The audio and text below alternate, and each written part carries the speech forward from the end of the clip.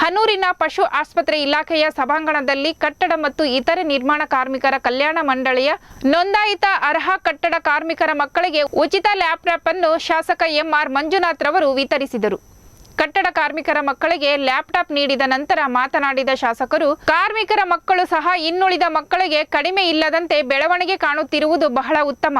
ಇವತ್ತಿನ ದಿನದಲ್ಲಿ ಸ್ಪರ್ಧಾತ್ಮಕ ಯುಗ. ನಿಮಗೆ ಸರ್ಕಾರದಿಂದ ಬರುವ ಎಲ್ಲಾ ಸವಲತ್ತುಗಳನ್ನು ಪಡೆದು ಮುಂದಿನ ದಿನಗಳಲ್ಲಿ ಉನ್ನತ ಮಟ್ಟಕ್ಕೇರಲು ಅನುಕೂಲವಾಗುತ್ತದೆ.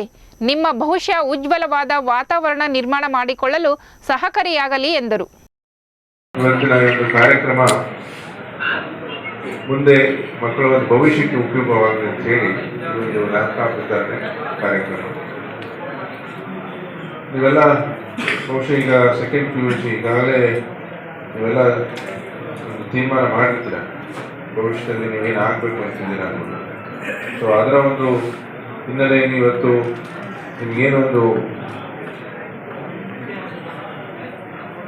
ಎಜುಕೇಷನಿಗೆ ಉಪಯೋಗ ಆಗಲಿಕ್ಕೆ, ನಿಮ್ಮ ವಿದ್ಯಾಭ್ಯಾಸಕ್ಕೆ ಯಾವ ಥರ ಒಂದು ಮುಂದೆ ಇದು ಎಲ್ಲ ಥರದ ಒಂದು ಸಹಕಾರ ಅಂದರೆ ನಾಲೆಡ್ಜ್ ಗೇನ್ ಆಗಲಿಕ್ಕೆ ಇದು ಉಪಯೋಗ ಆಗುತ್ತೆ ಅಂತೇಳಿ ನಾನು ಭಾವಿಸ್ತೇನೆ.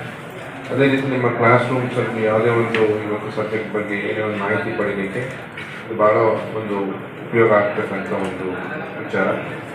ಬಹುಶಃ ಎಲ್ಲ ಸಾಹುಕಾರರು ಮಕ್ಕಳೇ ಉಪಯೋಗ ಅನ್ನುವಂಥದ್ದು ಒಂದು ಎಲ್ಲೋ ಒಂದು ಕಡೆ ಭಾವನೆ ಹೋಗಲಾಡಿಸಿ ಸರ್ಕಾರ ಈ ಥರ ಒಂದು ಮಹತ್ವಾಕಾಂಕ್ಷೆಯ ಕಾರ್ಯಕ್ರಮ ನಂಬಿಕೊಂಡಿದೆ. ನಮ್ಮ ಮಕ್ಕಳು ಇದನ್ನು ಉಪಯೋಗ ಪಡ್ಕೊಂಡು ನೀವು ಸಹ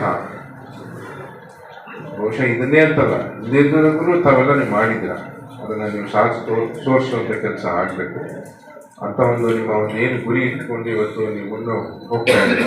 ಆ ಗುರಿ ತಲುಪಲಿಕ್ಕೆ ನೀವು ನಿಮ್ಮ ತಂದೆ ತಾಯಂದಿರು ಏನು ಶ್ರಮ ಪಡ್ತಿದ್ದಾರೆ ಅವರ ಬಗ್ಗೆಯೂ ಸಹ ತಾವೆಲ್ಲ ಯಾವಾಗಲೂ ಒಂದು ಮನಸ್ಸನ್ನು ಇಟ್ಕೊಂಡು ನಿಮ್ಮ ಗುರುಗಳು ಹೇಳ್ತಕ್ಕಂಥ ಪಾಠ ಪ್ರತಿಯೊಂದು ಎಲ್ರಿಗೂ ಅದು ಒಂದು ಕಲೀಲಿಕ್ಕೆ ಒಂದು ವೇದಿಕೆ ಆಗಬೇಕು. ಬಹುಶಃ ಇಂಥ ಒಂದು ಕಾರ್ಯಕ್ರಮ ನಾವು ಹಮ್ಮಿಕೊಂಡಿದ್ದೇವೆ.